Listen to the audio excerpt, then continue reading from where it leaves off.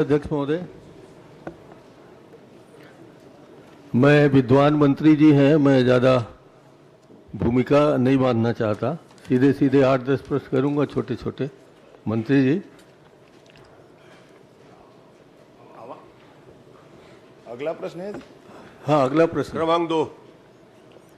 आप तैयार हो जाएं, परेशान नहीं करूंगा, सीधे सीधे प्रश्न करूंगा। जिनकी प्रतीक्षा थी वो तो है नहीं। इनसे क्या लेना देना, हमसे भी तो कुछ आदर करो।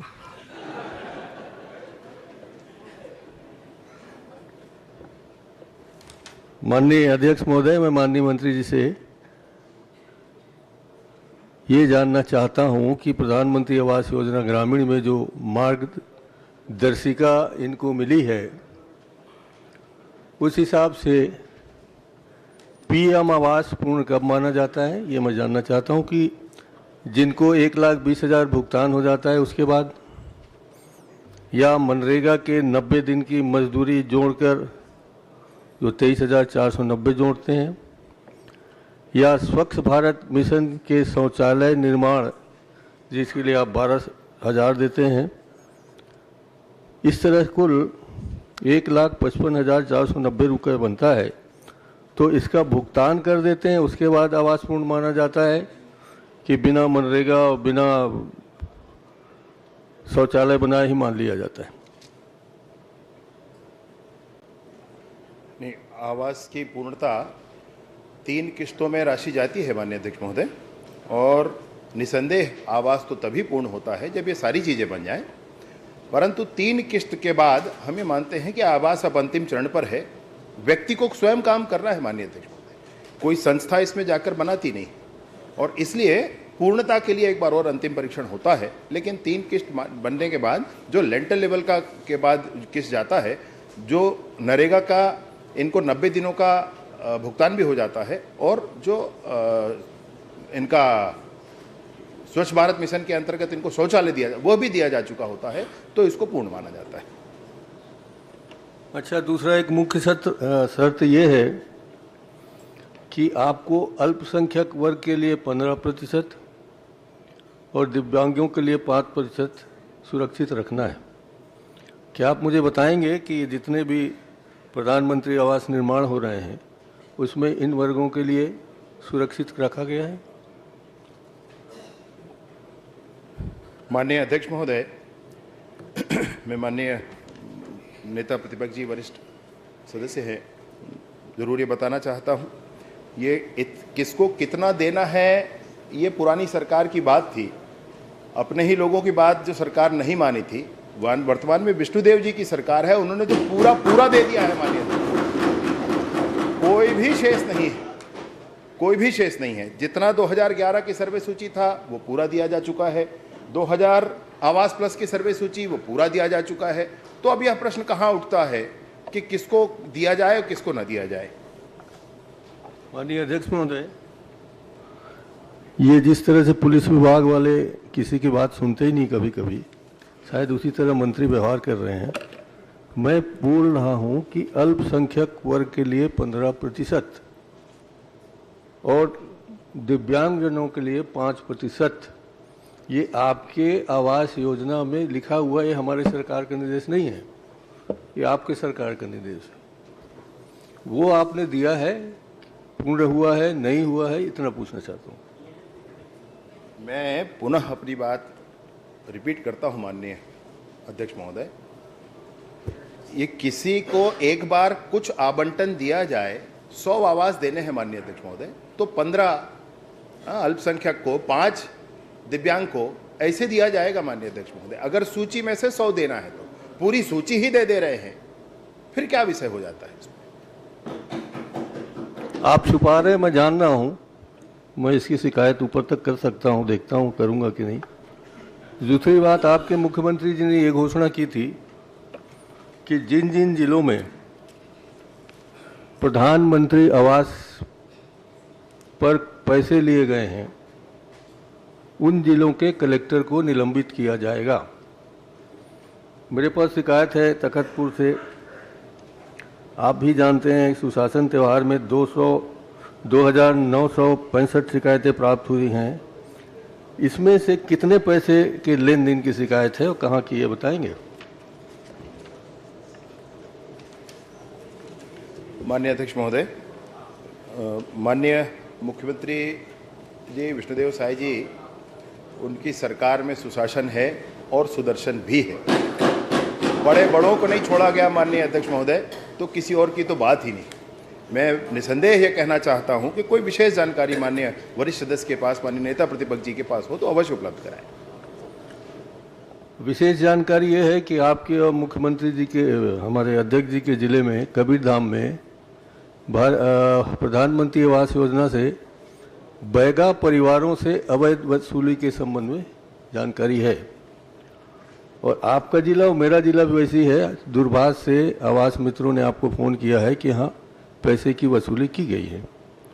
उसी तरीके से तखतपुर के पंचायत के माध्यम से आपको शिकायत कराया गया है, जो सांसद पूर्व हमारे उप मुख्यमंत्री जी का क्षेत्र है। तो ये तीनों जरूरी जगह हैं जहाँ से शिकायतें आई हैं। तो क्या इन सब जगह के कलेक्टर आप सस्पेंड करने जा रहे हैं? इसमें जो जिला कबीरधाम के कुकदुर क्षेत्र का ये विषय आया है माननीय अध्यक्ष महोदय, उस पर जांच भी चल रही है। और माननीय सदस्य बता रहे हैं तखतपुर जो क्षेत्र है माननीय उप मुख्यमंत्री जी का क्षेत्र है, मैं उसकी भी जानकारी एकत्रित करके उस पर भी जांच करा लेते माननीय अध्यक्ष महोदय, उसमें कोई संशय नहीं। गड़बड़ जो करेगा उस पर काम किया जाएगा। चलिए आप पूछ लीजिए। 1 मिनट, आपका तो हो गया। कहाँ हुआ सर? अच्छा, अभी 3-4 ही हुए हैं। मनरेगा में 100% राशि आपने नहीं दी है बनाने के लिए, ऐसे बहुत सारे उदाहरण मेरे पास हैं। माननीय मंत्री जी से देखिए ना ज़रा, तो इनको मैं आपके समक्ष रखूं कि मुझे अध्यक्ष मुझे इजाज़त देंगे कि मैं पटल पर रखूं? अभी जवाब मंत्री जी दे रहे हैं आपके सारे प्रश्नों को, आप पूछते जाइए। माननीय अध्यक्ष वैसे भी माननीय अध्यक्ष महोदय एक बार प्रश्न थोड़ा बता देंगे।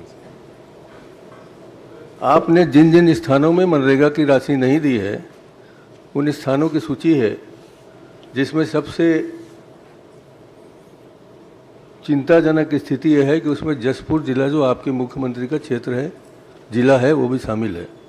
और तमाम सुकमा, बस्तर, कोंडागांव, दंतेवाड़ा, नारायणपुर, बीजापुर में तो आपने 38% ही राशि दी है। तो इनके बारे में क्या कहेंगे कि इनको मनरेगा का बाद में भुगतान करेंगे कि नहीं करेंगे? ये श्रमिकों का समस्त भुगतान शायद बीजापुर जो विशेष बात कह रहे हैं उसके लिए एक बार और परीक्षण की आवश्यकता होगी माननीय अध्यक्ष महोदय। परंतु इतना ज़रूर कहना चाहता हूं कि लेबर पेमेंट 30 जून तक पूरा किया जा चुका है। वो रिपोर्ट अगर 30 जून के पहले का होगा तो एक बार माननीय वरिष्ठ सदस्य महोदय को, माननीय नेता प्रतिपक्ष जी को एक बार ध्यान देना होगा। परंतु 30 जून तक का लेबर पेमेंट हो गया है। बीजापुर जैसे कुछ स्थान हैं, अगर वो बहुत इंटीरियर है, बैंक का खाता का परेशानी है, ऐसी कोई भी परेशानी होगी तो आप मुझे जरूर बताएं, मैं पूरी शिद्दत के साथ उसको करता हूँ। चलिए, ये तमाम फोटोग्राफ्स हैं, आप देख लीजिए ना इधर। आप 1 मिनट सर, बहुत हो गया सर प्लीज 12 मिनट देखिए। हो तो जिनको अपूर्ण आवासों को पूर्ण बताकर इन्होंने भुगतान कर दिया, ऐसे मेरे पास सब फोटोग्राफ्स हैं। ये अपूर्णता की स्थिति के होंगे माननीय अध्यक्ष महोदय, ये पूर्ण हो चुके होंगे, अभी फिर से कराना होगा क्योंकि ये 30 जून तक का लेबर पेमेंट पूरा हो चुका है। अभी पहले कोई फोटो दे दिया है माननीय नेता प्रतिपक्ष जी को, तो ये आप ही के विभाग के फोटो हैं, मैंने नहीं खींचा इनको। और आप तो एआई तक को गलत बता रहे हैं, तो पता नहीं कौन कौन गलत बता दोगे आप। मैं तो चाहता हूं कि मैं इन सब पत्र को आपकी अनुमति हो तो यहाँ पटन पर रख देता हूँ, और इसकी शिकायत ऊपर भी करूँगा कि ये माननीय मुख्यमंत्री जी को ही बेवकूफ़ बना रहे हैं और माननीय नरेंद्र मंत्री जी को ही बनाने की कोशिश कर रहे हैं। बेवकूफ़ शब्द अगर गलत है तो दस्तावेज, सॉरी। आप इतने वरिष्ठ हैं, फोटो, दस्तावेज, पेपर कटिंग, इस विषय को लेकर प्रस्तुत करना कितना उचित है आप ज़्यादा जानते हैं। और दूसरी बात, एआई अपने हर रिपोर्ट में नीचे लिखता है कि इसकी विश्वसनीयता को रीचेकअप करने की जरूरत है। एआई के कोई भी इंफॉर्मेशन आप लोगे उस एआई के नीचे रिपोर्ट में एक कॉलम रहता है, यह पूर्णतः विश्वसनीय नहीं है, इसको क्रॉस चेक अप करने की जरूरत है। आप जानते हैं। और चलिए एक प्रश्न आप कर लीजिए। नहीं, आप बैठ जाओ सब। धन्यवाद अध्यक्ष महोदय।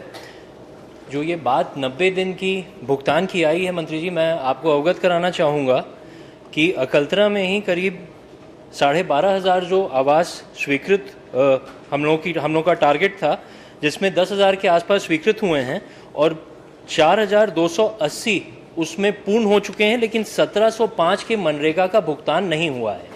और मैं आपके संज्ञान में भी लाना चाहूँगा इस सवाल के साथ कि इसमें वर्क कोड जनरेट नहीं हो रहा है, जो बहुत बड़ी समस्या है, जिसकी वजह से ये टारगेट जो हमें नंबर का दिख रहा है, इसके अलावा भी लोगों का भुगतान नहीं हो रहा है और इस बहुत विषम परिस्थिति है। तो आपसे निवेदन करना चाहूँगा कि इसका परीक्षण भी करा लें और ये कब तक भुगतान हो पाएगा, वर्क कोड जनरेट होकर, इसका भी आप जवाब देने की कृपा करेंगे। माननीय अध्यक्ष महोदय, माननीय सदस्य अकलतरा के संदर्भ में कह रहे हैं, मैं ज़रूर बताता हूँ उस विषय पे, लेकिन मुझे बड़ा कष्ट हुआ है माननीय अध्यक्ष महोदय, बड़ा दुख हुआ है। ये इतने हमारे नेता प्रतिपक्ष जी इतने वरिष्ठ हैं, उसके बाद भी उन्होंने कहा कि कोई किसी को बेवकूफ़ बनाने की कोशिश कर रहा है। मतलब ये अद्भुत है माननीय अध्यक्ष महोदय, जिन्होंने खुद यहाँ बैठकर बार बार इस बात को, गरीबों के आवाज़ को ठुकरा कर पूरी गरीब जनता को, पूरे छत्तीसगढ़ के परेशान किया, आज वो ये बात बोलेंगे माननीय अध्यक्ष महोदय। मैंने किस आधार पर माननीय अध्यक्ष मैं तो पूरी तैयारी के साथ आया था। मैंने सोचा था कि माननीय पूर्व मुख्यमंत्री जी भी आएंगे तो पूरी बात की जाएगी। ये वो पत्र है जिसमें केंद्र की सरकार ने ज़्यादा आवाज़ दिया और नहीं लेंगे करके वापस भेज दिया। इसमें दूसरे पत्र भी हैं जिसमें केंद्र की सरकार में गिरिराज जी मंत्री थे इस विभाग के, उन्होंने आग्रह किया कि इसको ले ले, नहीं लिया गया। नरेंद्र सिंह तोमर जी मंत्री थे, उन्होंने आग्रह किया, नहीं लिया गया। उसके बाद माननीय विष्णुदेव जी की सरकार में जितने आवास आए हैं, मैं सारे पत्र रख कर बैठा हूँ माननीय अध्यक्ष। और इन सारी बातों के बाद आज जब मुख्यमंत्री विष्णुदेव साय जी की सरकार में पूरे के पूरे 100% आवास स्वीकृत, पूरे 2011 की पूरी सूची, आवास प्लस की पूरी सूची, उसके बाद 31 लाख नए आवासों का सर्वे ये किया जाए, तब कोई सदन में माननीय नेता प्रतिपक्ष जी इतने वरिष्ठ होकर अगर यह कहें कि कोई किसी को बेवकूफ बनाने की कोशिश कर रहा है, तो मैं यही कहूंगा, जनता को बेवकूफ बनाया गया था माननीय अध्यक्ष, जनता को बैठिए समय दूंगा, बैठिए।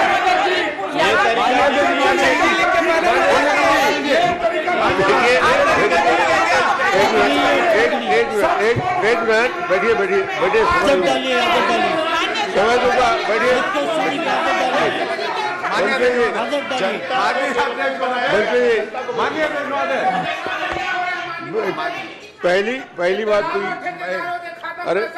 अरे भाई बैठिए, तो आप बैठिए। नेताजी का प्रश्न है, वो सक्षम है अपनी बात को पूरी तरीके से कहने में। पूरक प्रश्न, जहां तक सवाल है, बेवकूफ शब्द विलोपित हो चुका है, उसका उपयोग किसी को नहीं करना है सदन के अंदर, और इसलिए कार्रवाई आगे बढ़े। एक प्रश्न आप कर लीजिए, छोटा, 1 मिनट बैठिए। यादव को मैं बोला एक छोटा प्रश्न करिए। माननीय अध्यक्ष महोदय, आपके माध्यम से इस बात की स्पष्टता चाहता हूं कि विकलांग, जो हमारे विकलांग भाई हैं, उनके लिए कोई कोटा है क्या? दिव्यांग भाइयों के लिए ठीक है, दिव्यांग भाइयों के लिए कोई कोटा है क्या? उसकी कोई स्पष्टता ये दे पाएंगे क्या, कितने लोगों को दिया गया? एक मिनट, मेरी पूरी बात होने दीजिए। अल्पसंख्यक भाइयों के लिए कोई कोटा है क्या, उसकी कोई स्पष्टता दे पाएंगे क्या? और लास्ट कि इन्होंने कितनी शहरी आवास की घोषणा की थी और कितने का ये टेंडर कर चुके हैं, या कितने की प्रक्रिया इन्होंने आगे बढ़ाई है, कितने लोगों को मकान ये देने जा रहे हैं शहर में? क्योंकि 18 लाख आवास के होर्डिंग्स तो दिखते हैं, लेकिन शहर में कोई फंड आता हुआ नहीं दिखता। प्रधानमंत्री उद्भूत नहीं होता, जो आप जवाब देना दे दीजिए। माननीय अध्यक्ष महोदय, माननीय सदस्य अगर मुझसे शहरी आवास का कहेंगे तो मैं कैसे बता सकता हूँ? माननीय सदस्य को आपको समझना होगा। क्रमांक 3 मोले जी, चलिए बैठिए। मोले जी।